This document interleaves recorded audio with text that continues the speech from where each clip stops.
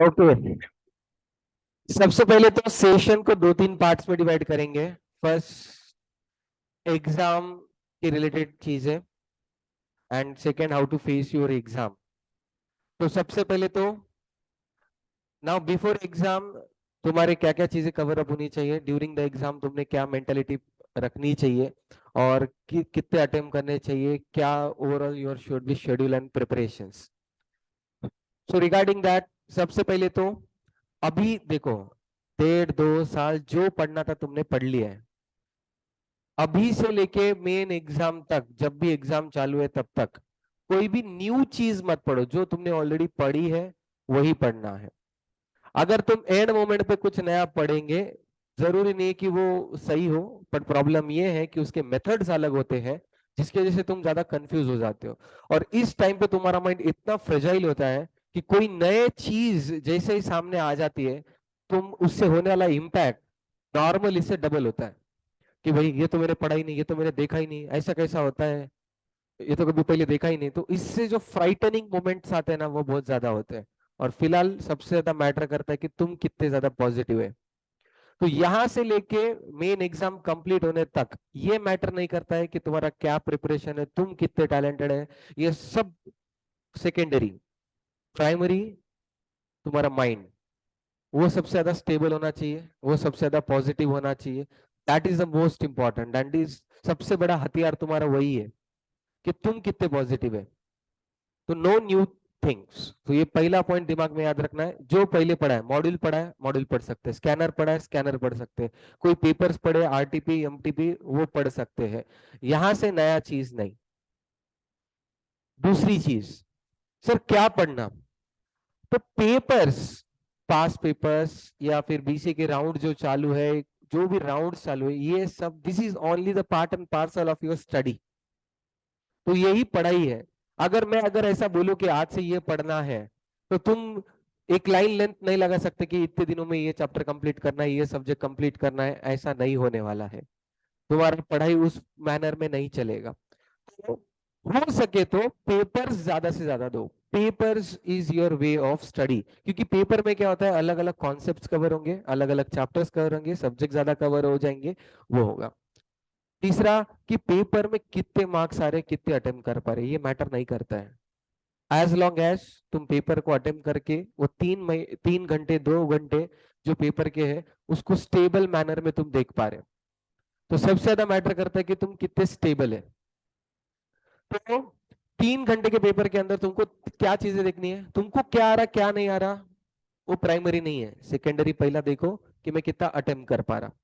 तो attempt is more important than accuracy.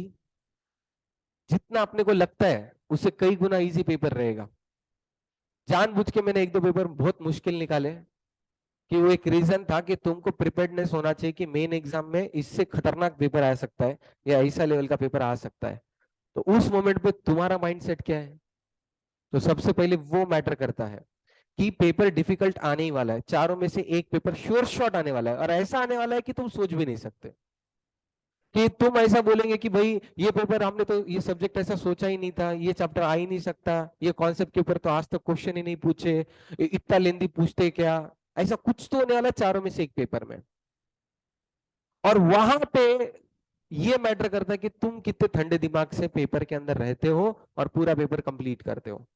सो एक आधा डिफिकल्ट पेपर आ गया, तो उससे टेंशन आने से ज्यादा उसकी आदत लगाओ। तुम समुद्र में जा रहे हो और बोल रहे कि यार लहरें नहीं आना, पॉसिबल ही नहीं है। समुद्र में जा रहे तो लहरा आना ही है, डिफिकल्ट पेपर तो एक आधा आना ही है, अनएक्सपेक्टेशन चीजें होना ही है। और ये तुम्हारी लाइफ है जिसमें सब कुछ लकी हो ही नहीं सकता।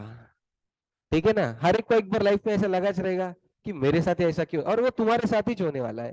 तो उसके लिए एक ऑप्शन नहीं। तो ये प्रिडिक्ट करने के बजाय कि ये मेरे साथ ना हो, उल्टा ऐसा प्रिडिक्शन रखो कि मेरे साथ अगर ऐसा होगा तो मैं उसको कैसे फेस करूंगा।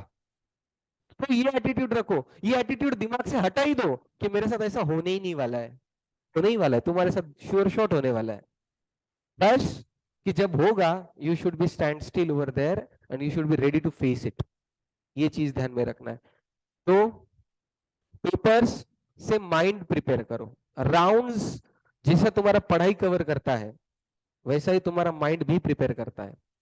सो पेपर्स, मैं बहुत एक आध दो बच्चों को देख रहा है, ऐसे बहुत लोगों को देख रहा, पेपर्स नहीं दे रहे, तो प्रिपरेशन नहीं हुआ, ऐसे फालतू फालतू रीजन से घूमने गए, तबीयत ठीक नहीं है, ये नहीं है।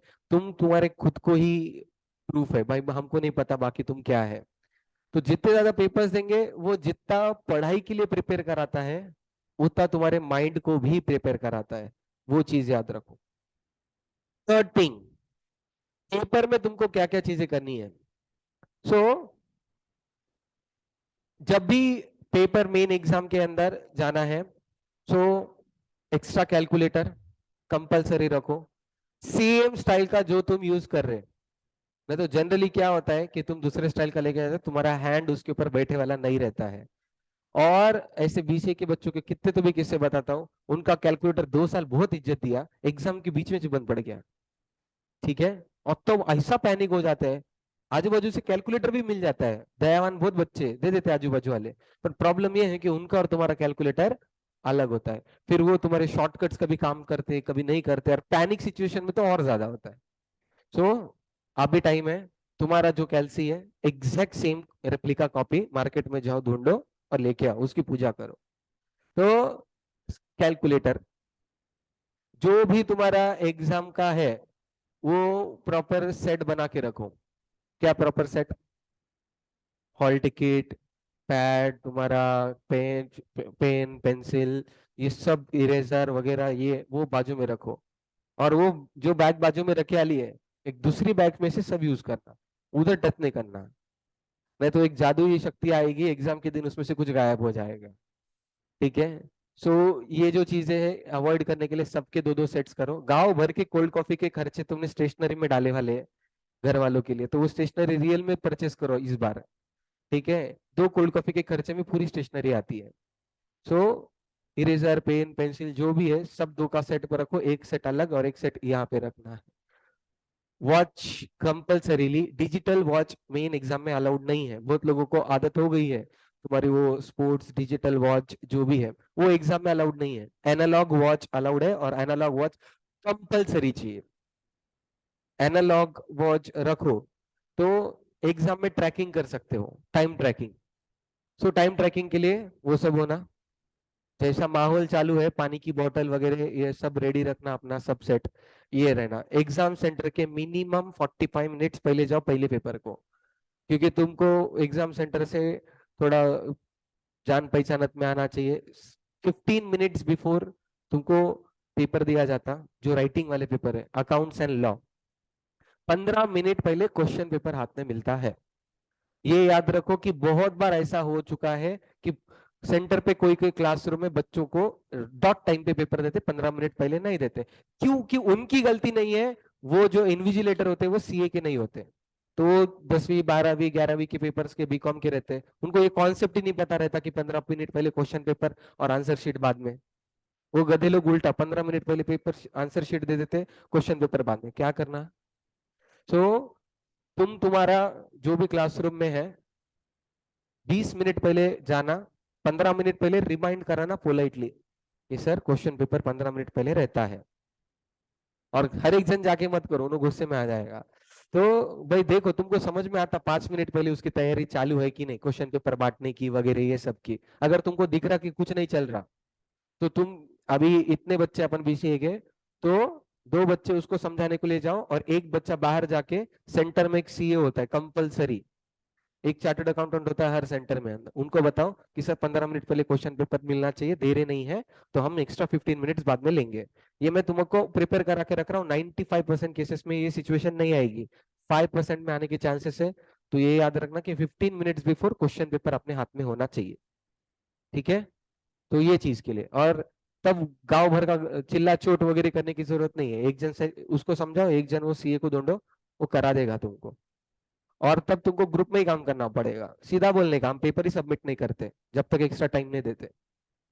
भाई वो मैं ऐसा देखा सेंटर में, बच्चों को बोला तुम कुछ क्यों नहीं बोले? सर हम क्या बोल सकते, क्या बोल सकते, पूरे कलेक्टिवली क्लास खड़ा हो जाना, आंसर शीट ही सबमिट नहीं करते 15 मिनट जब तक एक्स्ट्रा नहीं देते।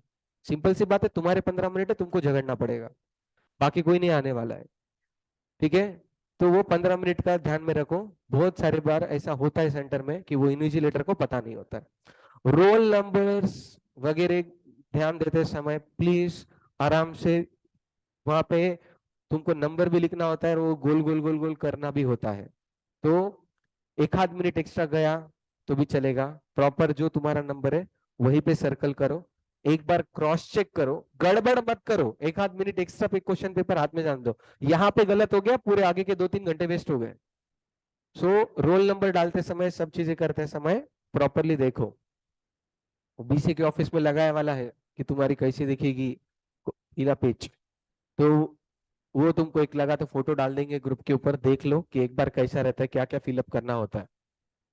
बहुत सारी चीजें फिलअप करना है, पेपर कोड होता है, तुम्हारा नाम होता है, रोल नंबर होता है, बहुत कुछ होता है, पेपर का नाम होता है, तो ये सब चीजें फिलअप करना होती है।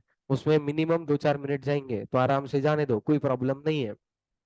तो वो सब डिस्कशंस वगैरह फालतू चीजों में मत पड़ो। अगर गलती से भी चीटिंग वाले केसेस में तुम पकड़े गए, इसके पहले भी क्लास में बोल चुका हूँ, वापस से रिपीट कर रहा हूँ कि 3 साल तक तुम्हारा registration, student registration number cancel होता है 3 साल तक। सो गलती से भी सोच में भी मत लाना अग्गऊ कामा करने, ठीक है। और ये बिल्कुल भी मत सोचो कि तुमको छोड़ देंगे, कोई पकड़ लेंगे तो ये बहुत सीरियस मैटर होता है, क्योंकि सेंटर के अगेंस्ट केस होती है, वहां पे जो सी है उसके अगेंस्ट केस होती है, कोई खुद के ऊपर नहीं लेना चाहता। बच्चे ने अगर कुछ किया है तो खत्म। और ये भी याद रखना कि मतलब इंस्टीट्यूट तुमको फिर सेंटर पे बुलाएगी, तुम्हारे क्रॉस क्वेश्चनिंग होगा, इन्वेस्टिगेशन होगा, प्रॉपर सीआईडी जैसे केसेस होती रहती है, तो कुछ अगाऊपना सोचना नहीं चीटिंग के केस में, ठीक है। सो ये सब चीजें सेंटर के टाइम पे अपना अपना, जो कैलकुलेटर अलाउड है वही करना, जीएसटी वाले कैलकुलेटर अलाउड नहीं है, ठीक है। जो तुम्हारे नॉर्मल कैलकुलेटर है, साइंटिफिक नॉट अलाउड, जो नॉर्मल तुमने क्लास में यूज किए वही चे। बहुत बारे बच्चों के पास वो जीएसटी का प्लस और माइनस का कैलकुलेटर रहेगा, तो अभी अगर पॉसिबल है तो चेंज करो, नहीं है whitener, thinner, nail paint remover डाल के उसके ऊपर का जीएसटी हटा दो, और क्या कर सकते हैं, क्योंकि वो चीज है ऑप्शन, क्योंकि वैसे भी अपन वो फंक्शन यूज नहीं करते, ठीक है। तो एक तो कैलसी लो जिसपे जीएसटी का नहीं हो, वो प्लस माइनस, अदरवाइज है और तुम उसको यूज टू और ऑप्शन ही नहीं है, तो एटलीस्ट उसके ऊपर वो निकाल के हटा दो, क्योंकि वैसे भी अपन वो बटन यूज ही नहीं करते हैं। चुप, एग्जाम के टाइम पे तुम्हारे कैलसी के साथ कुछ इश्यूज नहीं आना चाहिए, तो एग्जाम के पहले ये सब चीजें तुमको ध्यान में रखनी है। हो सके तो ब्लैक बॉल पेन से राइटिंग करना, अकाउंट्स, लॉ, वीसीआर का पेपर, जो भी पेपर्स है तुम्हारे, black ball pen is preferable. At least 2-3 pen ऐसे होनी चाहिए जो तुमने नहीं खरीदी, एटलीस्ट 2-3 पेजेस लिखे वाले हैं उस पेन से, यूज करो 2-3 पेजेस, 10 पेजेस और बाजू में रख दो, यूज करो बाजू में रख दो, ऐसे एटलीस्ट 4-5 पेन होने चाहिए। क्यों? तुमको भी खुद को पता है, अगर एक न्यू पेन लेते हो तो पेपर पे ऊपर देखो, तुम्हारा बहुत स्लो होता है और इतना शार्प होता है उसका टिप कि एक तो पेपर फटता है ना, तो तुम्हारी स्पीड बहुत स्लो हो जाती है। So you don't want that. तो एटलीस्ट 4 से 5 पेन ऐसे होनी चाहिए तुम्हारी, जो तुमने नहीं खरीदी और जो तुमको यूज टू है, उसको लिख के एटलीस्ट 10-15 पेजेस लिख के उसको स्मूथ वे में लेके आओ, एक स्मूथ हो जाती पेन, उसके बाद वो ऐसे रखो और एग्जाम में वही पेन यूज करना, न्यू पेन के पीछे मत भागो।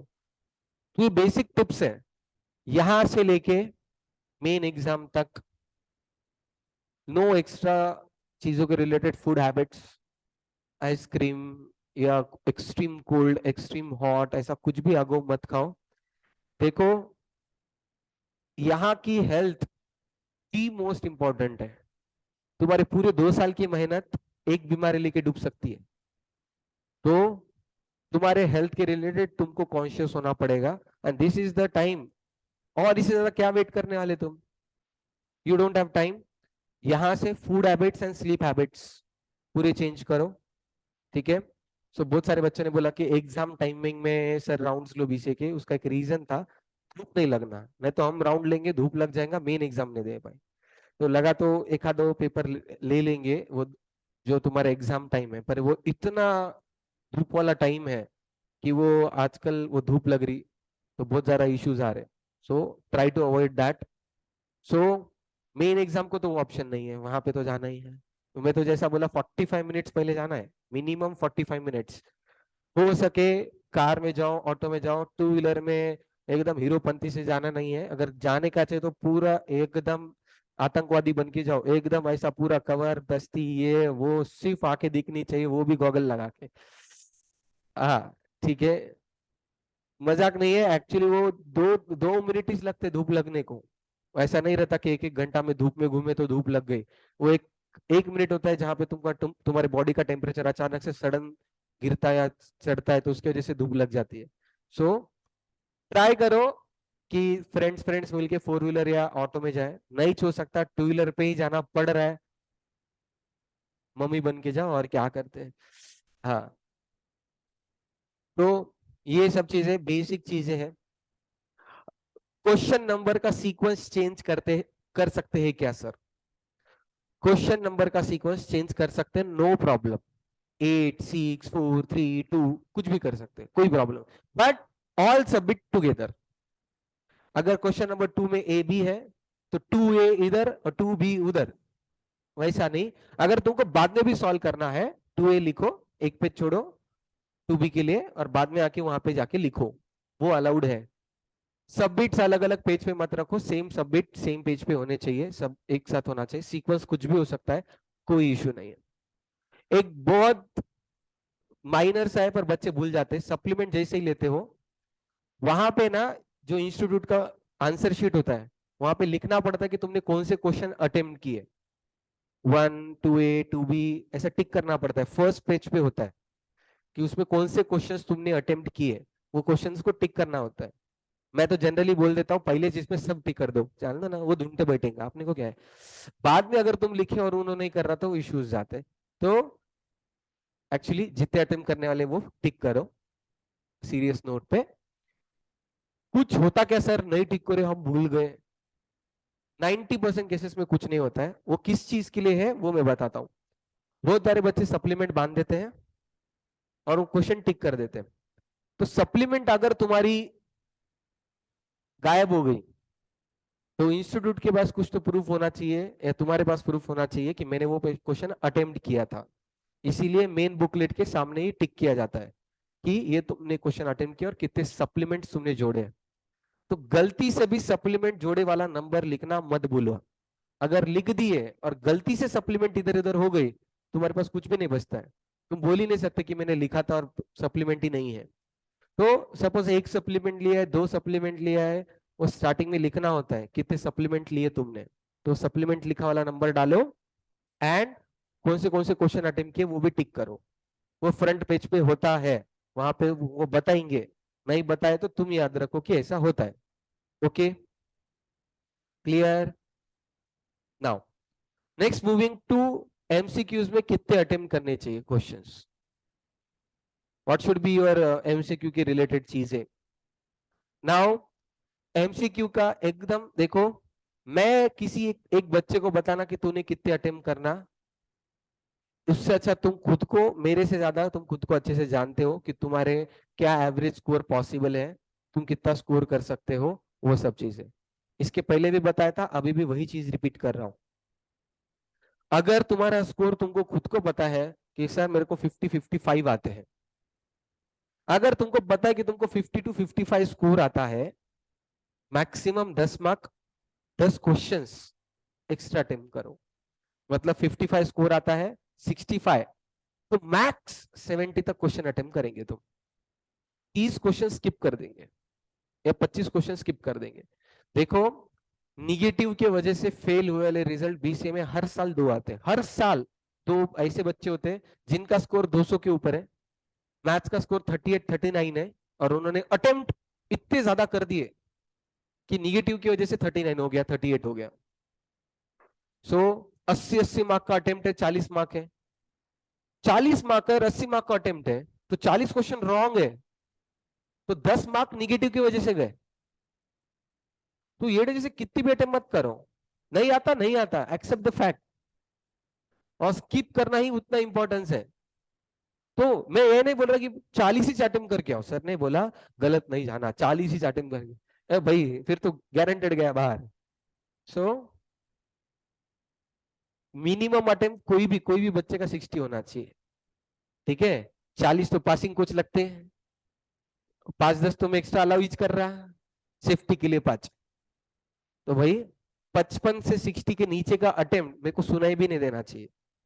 मतलब नहीं आ रहा तो भी जबरदस्ती टिक करके आओ 60 तक, ठीक है। 60 के नीचे attempt is not suggestible. 55 to 60 should be the minimum attempt, minimum attempt accuracy के साथ। सर ने बोला 60 अटेम्प्ट करो पास होते एक्यूरेसी के साथ। नाउ अभी जो बच्चों का स्कोर 60 पॉसिबल है, जिसको लगता है कि मुझे ऑन एन एवरेज 60 स्कोर आता है, 70 to 75 अटेम्प्ट करो, 25 स्किप करो।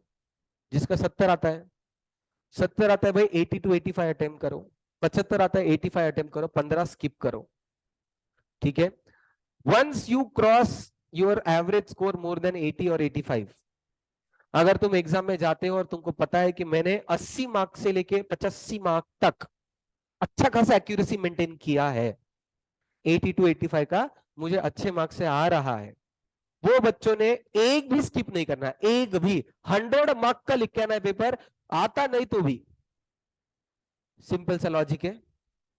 अगर तुम 85 अगर अच्छे से कर पा रहे, मतलब 15 नहीं जम रहे, 15 रॉन्ग जाने के बाद तुम्हारे मार्क्स कितने गलत होने वाले हैं? 3.75, जो राउंड ऑफ करे तो 3 इंच रॉन्ग, तो 3 मार्क्स जाने वाले हैं। तुम्हारी इतनी भी बुरी गत की नसीब नहीं है कि तुम 15 टिक करेंगे और 3 करेक्ट नहीं आएंगे। अगर आ गए तो ठीक है, मैं कुछ नहीं कर सकता, तुम्हारा नसीब वैसा है। तो 3 मार्क का रिस्क ले सकते हो। 80 स्कोर करने वाला बच्चा, 80 to 85 स्कोर करने वाला बच्चा 3 मार्क का रिस्क ले सकता है, नो बिग डील, ठीक है। क्योंकि तुम 80 तक पहुंच चुके ना, 80 तक पहुंचे तो 2 मार्क है तो 78 है, पासिंग के ऊपर है तो। बट अगर तुम 15 स्किप कर देते हो तो क्या है, ऐसा कर लेंगे 3 मार्क का रिस्क नहीं उठा के। तो मैं तो बोलता हूं कि रिस्क लो। मेरे को पता है कि 3 मार्क की रिस्क है, पर एक सबसे बड़ी बात यह है कि अगर 4 5 10 भी करेक्ट आ गए तो तुम्हारा स्कोर डायरेक्ट 90 प्लस जाएगा। सो 80 to 85 जो बिना कंफ्यूजन के विद इन टाइम जिसने कर दिया, बिना कंफ्यूजन के विद इन टाइम जिसने सॉल्व किया 80 to 85 एक्यूरेसी के साथ। ऐसा नहीं 70 आते थे, 15 सर आपने अटेम्प्ट करने को बोले, 85 हो गया, अभी सर ने 85 बोला तो 100 जाना ही पड़ता। वैसा नहीं है। तुम अगर 80 खुद से कर पाते हैं, 80 85 क्वेश्चंस खुद से एक्यूरेसी के साथ, वो बच्चों ने 100 में से 100 करना। सर 98 का अटेम्प्ट किया, सर 99 का अटेम्प्ट किया, 96 का अटेम्प्ट किया, उधर ही चप्पल लेके मारूंगा, क्योंकि कुछ सेंस नहीं बनता है। क्योंकि देखो, अगर तुमने कोई बच्चा है जिसने 97 अटेम्प्ट किया, 3 स्किप किया, मान लेते कि उसके 97 करेक्ट है पूरे, ठीक है। अगर 3 उसने गलत अटेम्प्ट किए रहते, व्हाट वुड हैव हैपेंड? उसका 0.75 निगेटिव गया रहता, तो 96.25 आते स्कोर। और इंस्टीट्यूट का रूल है, मैंने राउंडिंग ऑफ का रूल पहले दिन सिखाया तुमको, 0.25 भी रहा तो 97 ही होता है। तो कभी भी स्किप करना है मल्टीपल ऑफ 4 में करो, ठीक है, मल्टीपल ऑफ 2 वगैरह में मत करो। तो ये चीज तुम एक छोटा सा कैलकुलेशन ध्यान में रख सकते हो। सर 90 क्वेश्चन अटेम्प्ट करने में ही चले गए, लास्ट के 2 मिनट बचे, मैं तो बोलता हूँ आंख बंद करके टिक करो, कुछ नहीं होता, ठीक है। 10 मार्क की तो करने का है, आंख बंद करके भी कर सकते हैं, सिर्फ पेपर पे करो। हाँ, सो सीक्वेंस, बहुत सारे बच्चों का सीक्वेंस में गलत होता है। सीक्वेंस में गलत होना मतलब क्या होता है कि 1 1 2 2, एक्चुअली ऐसा होना। तुम क्या कर देते हो, 3 मुश्किल है तो वहां पे क्वेश्चन पेपर पे 3 को राउंड कर देते हो, फिर 4th पढ़ते हो, फिर 4th का जो टिक है वो 3 पे हो जाता है।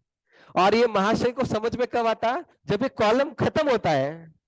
अरे अब उसको ये ढूंढने में जाता है कि ये कहां से हुआ है।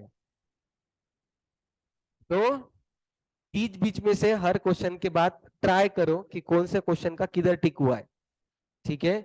क्योंकि अभी तुमको बीसीए की आदत है, वो एबीसीडी में से ए बी सी ऐसे टिक कर रहे हैं, अभी राउंड राउंड अभी अभी थोड़ा 1 2 राउंड से कर रहे। एक आधे तो भी बच्चों का ऐसा हुआ चलेगा राउंड में कि गलत करने जा रहे, एंड में समझा कि अरे बच्चा अभी कौन सा क्वेश्चन, तो एक ब्लैंक छूटा है। तो राउंड में ये गलती करो, मेन एग्जाम में मत करो। और वहां पे पेंसिल अलाउड है, तो पेंसिल से ही राउंड करना है, इरेज करना, आंसर चेंज करना अलाउड है। किसने बोला नहीं है? अलाउड है। बट इरेजर अच्छे क्वालिटी का खरीदो, कि वो जब मिटा के दूसरा राउंड किया है, तुम्हारे पेपर कोई आदमी चेक नहीं करता है, मशीन चेक करती है, उसको स्कैन करती है। स्कैन करने के बाद जो ब्लैक राउंड होता है, उनके पास एबीसीडी आंसर्स होते हैं, उसके साथ टैली करते हैं वो।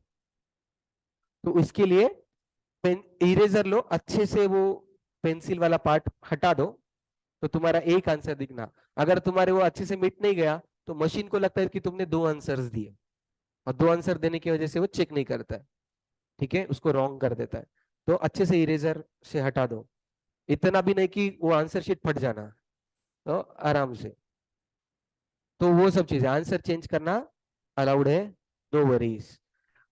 और एक काम कर सकते हो, बहुत सारे बच्चे ऐसा करते ना कि ये डाउट है, ये क्वेश्चन बाद में करेंगे, तो क्या करना, पेंसिल से आंसर शीट के पास, तुमको ऐसा होता है कि दो ऑप्शन में कंफ्यूजन हो रहा है, कौन से, तो भी दो ऑप्शन में, तो वो दो ऑप्शन वहीं पे टिक करके रखो आंसर शीट में।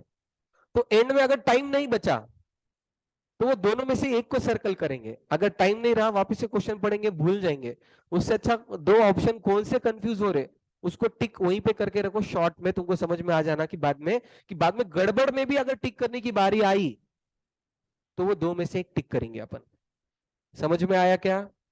ओके। इसके पहले एक रूल था, अब भी अभी दिनेश सर को भी समझा, शायद तक तुमको बोला, कि पहले इंस्टीट्यूट में फीफो बेसिस पे पेपर चेकिंग होती थी।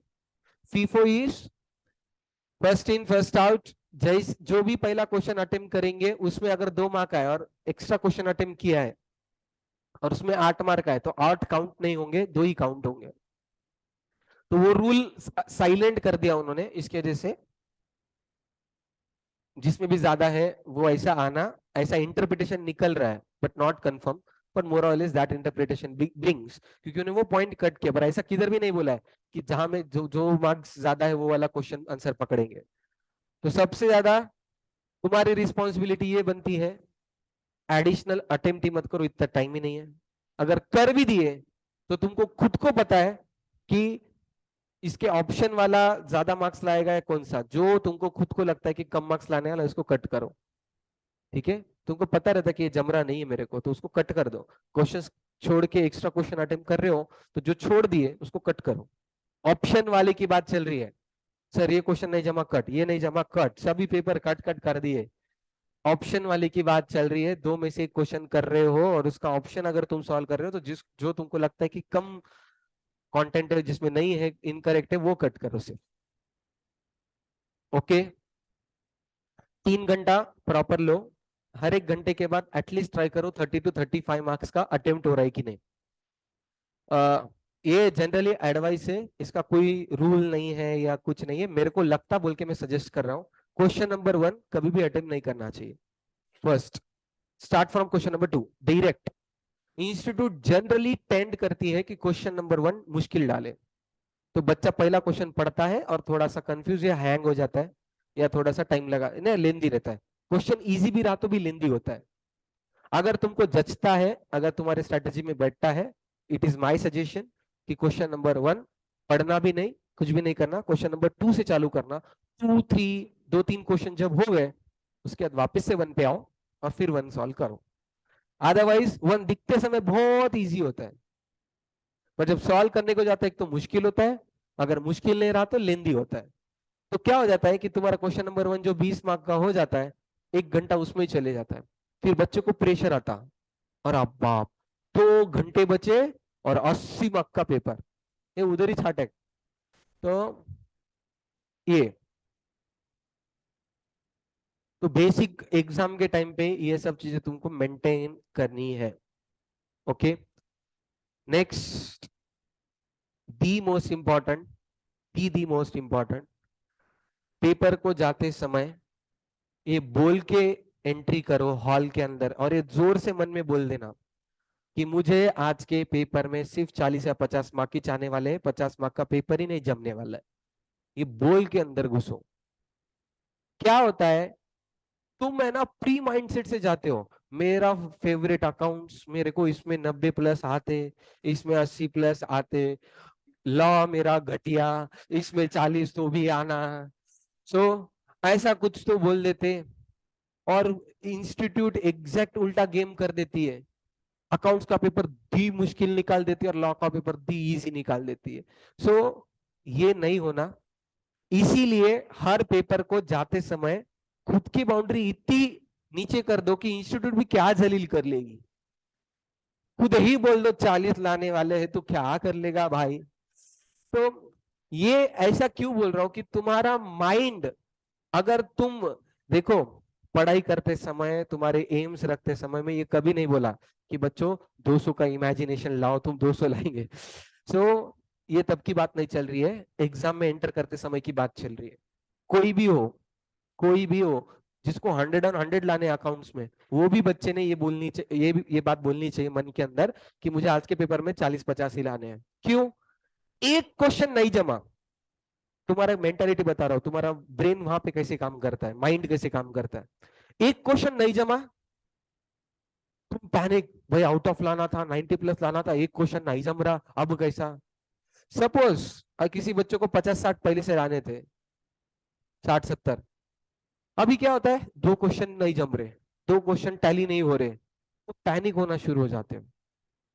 और है ना, सबसे बड़ा गेम जो इंस्टीट्यूट तुम्हारे साथ खेलती है पूरे पेपर में, पूरा पेपर, मैं चैलेंज देता हूं, ओपन चैलेंज, अभी तक का कौन से भी 20 अटेम्प्ट का कौन सा भी पेपर मेरे सामने लाके रख दो, फाउंडेशन, इंटर, कोई भी सब्जेक्ट, कोई भी पेपर मेरे सामने लाके रख दो, मैं इसका गारंटी दे सकता हूं कि वो पेपर में 40 मार्क का इजी, 20 से 30 मार्क का मीडियम और 20 से 30 मार्क का डिफिकल्ट पेपर होगा। This is the standard formula. अब क्या होता है, शांति से समझो, डिफिकल्ट पेपर कौन सा होता है, डिफिकल्ट जो 30 मार्क का इजी, 30 मार्क का मीडियम, 60 मार्क का डिफिकल्ट, मतलब ऐसा कि बस इंस्टीट्यूट को कुन्नस ही निकालना है, वो होता है डिफिकल्ट पेपर, जिसमें 40 मार्क डिफिकल्ट होते हैं, 30 मीडियम और 30 इजी होता है। और इजी पेपर क्या होता है, 60 मार्क का, 40 मार्क का इजी, 40 मार्क का मीडियम और 10 से 20 मार्क का डिफिकल्ट, ये होता है इजी पेपर। इंस्टीट्यूट कभी भी ऐसा पेपर ही नहीं निकालती है कि 40 मार्क लाना मुश्किल हो, पेपर ही नहीं निकालती है ऐसा। 40 मार्क कौन से भी पेपर में शांति से दिमाग में रख के निकाले तो 40 मार्क तो ऐसे निकलते। तुम्हारे अंदर क्रिएटिविटी लगती पेपर में फेल होने के लिए, और वो तुम्हारे अंदर बहुत है। तो पूरे पेपर में से 40 मार्क के इजी क्वेश्चन सेलेक्ट करते आना चाहिए, दैट इज द स्किल। तो 40 मार्क के, ये तुमको दिमाग में, ये जो मैं बोल रहा हूं ना, बार बार तुमको दिमाग में एग्जाम के टाइम पे घंटी बजानी है कि कोई भी पेपर इतना मुश्किल नहीं कि जिसमें 40 स्कोर नहीं कर सकते। 40 मार्क के इजी क्वेश्चन मुझे मिल जाएंगे, 40 मार्क के मुझे क्वेश्चन इजी मिल जाएंगे, मुझे वही ढूंढने हैं। और एक बार 40 के मिल गए, फिर नेक्स्ट 30 के ढूंढो कि इसके बाद मीडियम वाले मिलना है, मिल जाएंगे। और 2 क्वेश्चन, एक आध 2 क्वेश्चन डिफिकल्ट रहेंगे, मे भी किसी को क्रैक हो जाएंगे, किसी को आधा जमेगा, आधा नहीं जमेगा, किसी को जमराच नहीं है, ऑल पॉसिबल कंडीशंस। बट जब तक तुम्हारा माइंड एक सेटिस्फाइड हो चुका है, इजी अटेम्प्ट कर दिया, मीडियम जम गया, डिफिकल्ट का है, 1-2 क्वेश्चन होने चाहिए। एमसीक्यू के केस में तो मिनिमम 6 क्वेश्चन ऐसे आने वाले हैं, ना भूतो ना भविष्य ना देखा ना सुना, ऐसा कुछ तो आने वाला है एमसीक्यू में। कुछ तो भी ऐसा वर्ड डाल देंगे जो तुम्हारी डिक्शनरी में था ही नहीं, ठीक है। तो ऐसा पेपर में आने वाला है, मैं गारंटी के तौर पे बोलने वाला हूं कि एक तो भी क्वेश्चन ऐसा रहेगा जो क्वेश्चन पढ़ के तुमको लग रहा है बोलना क्या चाहते हो, तो वैसा कुछ होने वाला है। तो वो तुमको क्वेश्चन पढ़ के, और एक तुम्हारे अंदर एक इंट्यूशन होता है कि मुझे ये आंसर करेक्ट लग रहा है इसके बारे में, तो एक तो वो टिक करो, नहीं तो चुपचाप स्किप करो, simple as that. Okay, paper के रिलेटेड और किसी को कुछ डाउट? फॉर्मेट इंपॉर्टेंट है क्या, हैंड राइटिंग इंपॉर्टेंट है क्या, प्रेजेंटेशन इंपॉर्टेंट है क्या? ना फॉर्मेट इंपॉर्टेंट है, ना तुम्हारा राइटिंग रीडेबल होना, डॉक्टर लिपि नहीं चलेगी, और फॉर्मेट सबसे इंपॉर्टेंट है। यस, ये चीज याद रखो, प्रेजेंटेशन, फॉर्मेट इंपॉर्टेंट नहीं है पर प्रेजेंटेशन इंपॉर्टेंट है। इंस्टीट्यूट चेक नहीं करती इसका मतलब तुम कुछ भी करेंगे क्या? तो एटलीस्ट पैराग्राफ के बाद लाइन छोड़ना, आईएमपी वर्ड्स अंडरलाइन करना, या एटलीस्ट कॉलम मेंटेन करना, ये सब तो बेसिक रिक्वायरमेंट्स है, उतना तो चाहिए। ठीक है, गाउटी तरीका कर सकते, पेज फोल्ड मारे, इधर एक फोल्ड मारे, कॉलम बन गए, पर्टिकुलर्स रुपीज चलता, पर एटलीस्ट कॉलम में तो होना, कॉलम ही नहीं मिल रहा भाई साहब, तो उतना भी नहीं खतरनाक खून खराबा, तो एक नॉर्मल फॉर्मेट होना चाहिए। लॉ बीसीआर, हाँ। मैथ स्टैट और एलआर का जो मोस्ट कॉमन मिसकंफ्यूजन है कि मैथ्स का सेक्शन ए, एलआर का सेक्शन बी, स्टैट का सेक्शन सी, ऐसा पेपर नहीं आता है, पूरा मिक्स मसाला होता है। पहला मैथ्स करेगा, दूसरा स्टैट करेगा, तीसरा एलआर करेगा, कुछ भी सीक्वेंस में आ सकता है, 5 मैथ्स 2 एलआर 10 स्टैट्स, कोई भी, बट ओवरऑल 40-20-40 का रेशियो मेंटेन रहेगा ओवर द पेपर, ठीक है।